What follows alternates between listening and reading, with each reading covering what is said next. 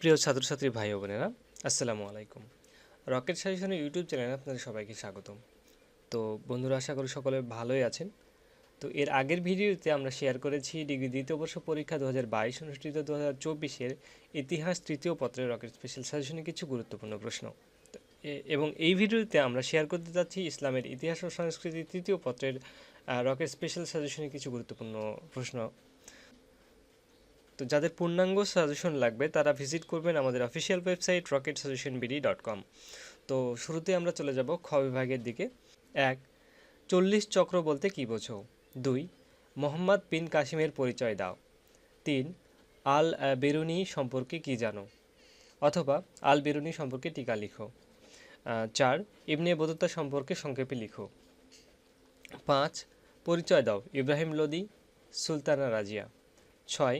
ফিরোজ শাহ তুগলকের মাতামহী সুলভ ব্যবস্থার বিবরণ দাও। 7. মোহাম্মদ বিন তুগলকের রাজধানী স্থানান্তর সম্বন্ধে সংক্ষেপে লিখো। 8. ইবনে বতুতা রিহালা গ্রন্থের সংক্ষিপ্ত আলোচনা করো। 9. দিল্লি সালতানাতের পতনের 4টি কারণ ব্যাখ্যা করো। এবারে আমরা চলে যাব গ বিভাগ রচনামূলক প্রশ্নের দিকে। 1.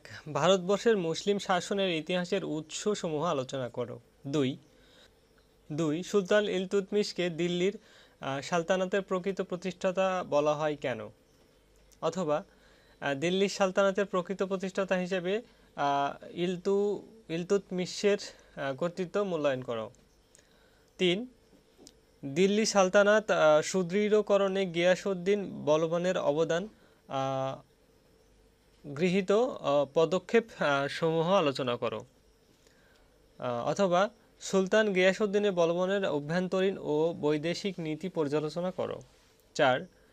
আলাউদ্দিন খলজির মূল্য নিয়ন্ত্রণ ব্যবস্থার বিবরণ দাও। 5. মোহাম্মদ বিন তুঘলকের উচ্চবিলাসী পরিকল্পনাগুলো বিশ্লেষণ করো।